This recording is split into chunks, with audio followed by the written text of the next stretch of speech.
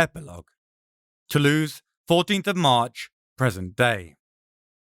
Somewhat recovered from the previous week's madness. A long way from totally over it. I double rap on the door frame as I push open the door to Isaac's house. It's the first time I've been over since we got back from Astang. He sits calmly in the kitchen, perched on a stool, his right foot resting on his left knee and browsing a dog-eared 19th century encyclopedia of fairies. He smiles and nods at me. Closing the book, he gets up to envelop me in a hug. He pushes back and looks into my eyes closely, giving me a careful, thorough inspection. "You look tired, my boy," he says after a moment, giving me a hearty shoulder clap before turning to put the kettle on unbidden, recognising that caffeination is probably required. "I've not been sleeping brilliantly," I admit, giving my right eye a psychosomatic rub with the back of my hand. He nods again. "Bad dreams?" His inquiry is casual, but the loaded weight of worry is still audible. I sigh. "Not on my part. I think Aisha has been struggling more. She's moved back in with me temporarily by mutual unspoken agreement. Her nighttime cries often wake me. In her dreams, she's helpless again, and it carries through in her slumbering groans. I have no idea if I'm really helping at all, if my presence nearby makes any difference, but I'm ready to be there for as long as it takes for her to find her footing again. We've not talked about it yet. She'll tell me when she's ready." Isaac tuts as he lifts a couple of crumb-covered plates from what looks like an irreplaceable treatise on druidic ritual spell workings from before the Christian era, captured on paper in the Middle Ages by curious and open-minded monks. He frowns at what might be an ancient ingrained bloodstain on the cover, but seems more likely to be strawberry jam. He mumbles something under his breath. The latter part is a material cleaning spell, but the first part, I'm certain, is an abject apology to the object in question, as though he has offended it personally. He heads through his study towards his lab, depositing the book on a partially empty desk as he passes. I follow in his wake, slightly concerned by the descent from organised clutter to absolute mess that seems clear in such irreverent treatment of treasured items. He looks back and smiles apologetically. "It's been a busy moment with little sleep here too, my boy. Come on, I'll show you what's been going on, and I'm sure you'll understand. I'll be back on an even keel again soon, I'm sure." We enter the jumbled order of his workshop, the stacked shelves incomprehensible in their organisation to anyone but him. The large central desk stands out in strong relief to this chaotic organisation in its sparsity, empty apart from the two glowering skulls propped on each side of the centre, a metre apart, looking straight at us. "Look at them, Paul." Isaac nudges me gently with a patched elbow, his intent clear. I open my sight and gasp. Although they are both clearly and categorically magical, they are also vacant.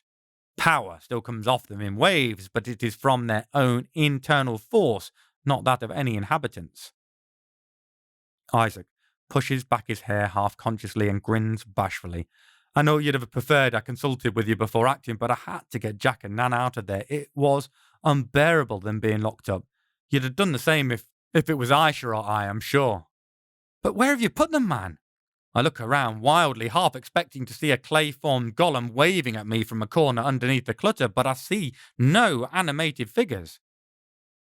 Isaac smiles apologetically as he taps his own temple. "I'm used to sharing my mental space with another individual. Adding my brother and his best friend into the mix isn't a problem. I've offered him a time-sharing effect, allowing him to take control of our body when he wishes.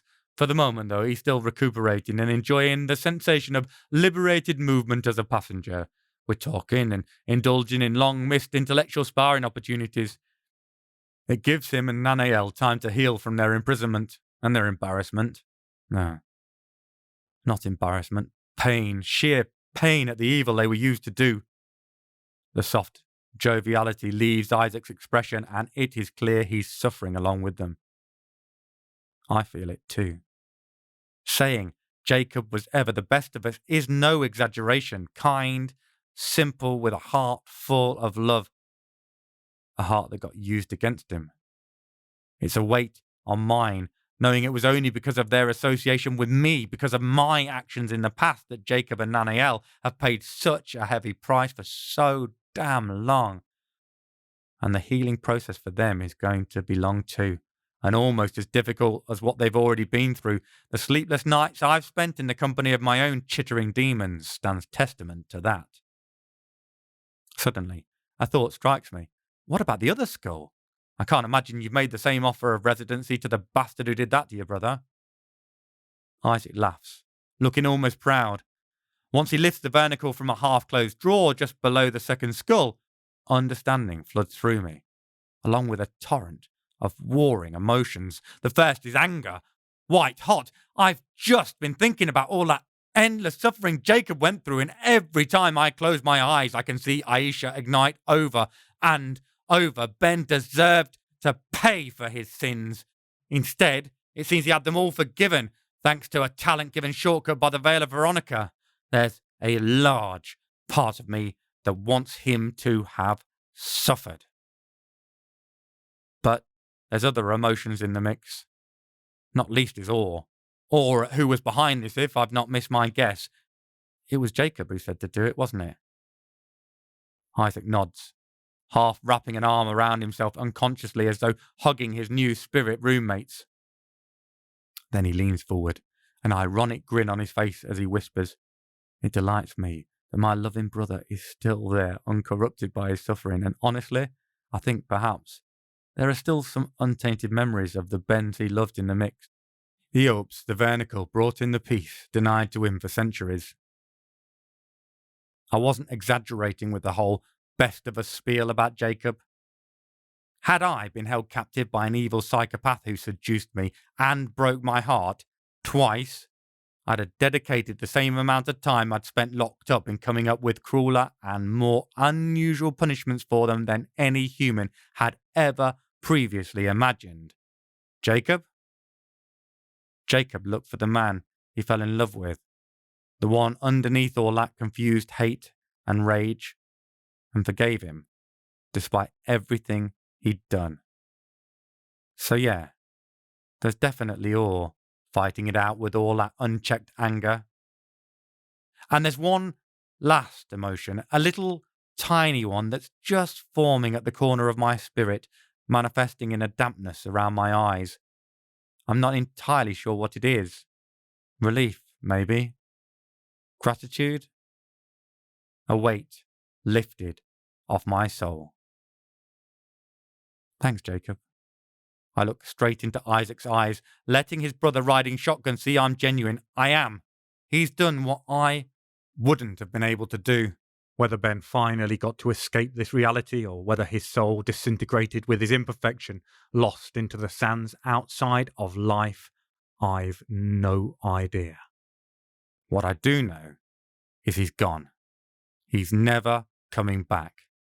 That's enough to bring peace to my conflicting emotions, allowing them to draw up a ceasefire and allowing me to finally, for the first time in weeks, properly relax. I take a moment to luxuriate in the feeling that, however briefly, all is right in the world, that good people remain even when faced by unfathomable torments and the biting bitterness of the maws of life that mauls our spirits, lessening us so easily. Isaac indicates the two skulls. Even emptied, these two are mightily powerful magical artifacts, strong enough that I think it won't be long before they advertise their presence even through my warding. We need to find somewhere to keep them safe, at least until we need to study them further. I sweep the vernicle out of his hand and use it to package up the two still terrifyingly powerful skulls together, tying it like an oversized handkerchief travelling bundle. I have to take the veil back to a certain person, and I think he might make a reasonable guardian with little persuasion, masking their siren lure for the shitheads who might want to nick 'em. Isaac nods in agreement, and we head back to the snug next to the kitchen, Isaac pouring me a glass of whiskey from a globular decanter on his sideboard. "Penderyn Sherrywood," he tells me as he hands it across. I take a sniff from the snifter, then offer him a half toast before sipping. It's fruity and elegant in its structure, but carries a dragon's breath of warmth. The heat eases some of the last tightness in my chest, but there are still worries sitting heavy on my mind. One, in particular. I try to relax back into my chair, but there are knots embedded in my shoulder muscles that aren't about to be dispersed quite so easily. Isaac raises an eyebrow at me. So you told me you weren't sleeping well, but not because of bad dreams. What's been weighing on you so? I sit there, cradling the glass, rolling the amber liquid around and watching the patterned swirling of its movements before I raise my eyes to his. Do you remember when I first agreed to an apprenticeship with you, what you gave me to extract my promise to come and learn magic with you for a minimum span of 100 years? Now, it is his face's turn to go cloudy and troubled, linking it to recent events. Of course, I found it bloody hard to say no to you back then, to not concoct that damnable tincture that inhibits talent and muscle. Having been on the receiving end of it recently thanks to Benedict, I don't feel any better about having created it. He coughs, momentarily choking on a swig of his whiskey that ran down the wrong path, clearing it by a thump to the breastbone. We're so lost, though. So full of power and potential. I feared deeply where you might turn if I didn't bring you under my wing. I made the decision that it was worth the price, but swore I'd never make it again. I don't reply, lost in the memories of my actions after I wheedled the small vial from the man who would help me learn how to live in the new life I found myself in. I hang, obscured, in the branches of the umbrella-like pine, the spring growth shrouding me from the view of the road winding through the craggy terrain.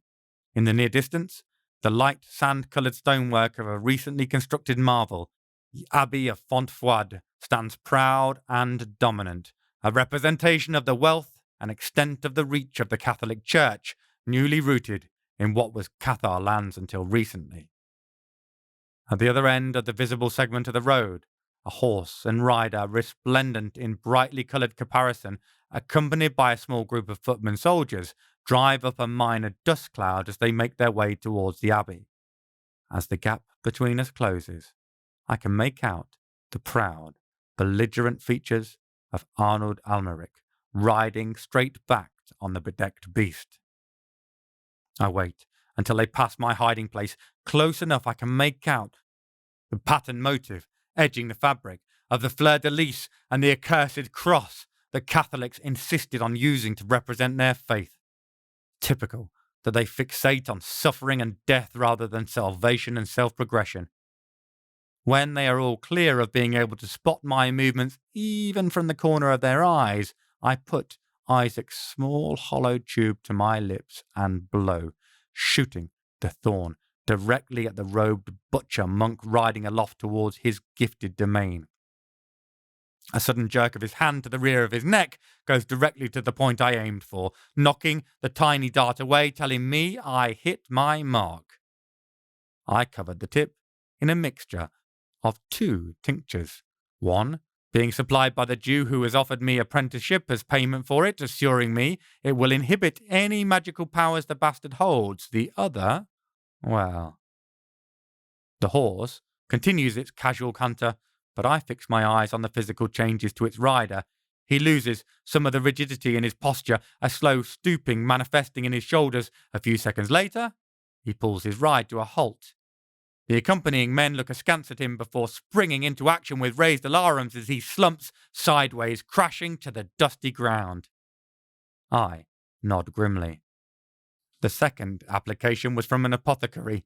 He assured me it will compel a painful death, but with symptoms consistent with any of the feverish maladies found in these balmy climes. I wait as the grouping hustle their fallen abbot towards the perceived safety of the nearby walls, then sling myself back to earth once the doors slam shut behind them. Walking away from killing a man for the very first time, assured of my damnation in my imperfection, I feel not a jot of sorrow. In my mind, I see the dead perfects, the befouled grail, Ben's dead body, blood pooling on the floor in front of him. No, I feel no guilt for what I've done, only a sense of satisfaction as I set off, whistling a tune heard from an ale-sodden troubadour the night previous, the weight on my soul lightening my heart. Rising from my reverie, I looked bleakly at Isaac, having relived a murder I never once regretted. Now, though, I wonder if it really worked. Whether the death stuck. The potion we were all recently exposed to would have no effect on hindering my reincarnation, would it? Isaac shakes his head, his eyes widening as he follows the path of my reasoning. Clench my jaw at the ominous implications. A splash of the distillation in the grail of the Cathar essence was enough to keep Ben tied to life, albeit under harder conditions than my own. The rest of the liquid in it coated the room, splashed over me, and just behind me. I leaped to my feet, pacing back and forth, nervous energy pouring through me at the logical conclusion to that thought. I stopped and looked plaintively at my oldest living friend. That bastard Almeric was just behind me, and his skull is full of talent that calls to my reincarnating. I'm right, aren't I? I ask him directly. He hesitates, but can't deny the likelihood presented by the facts we've encountered. He nods his dour assent. You're right, Paul, he says darkly, his tone matching my mood at the possibility. There's every chance that Arnold Almeric is still alive.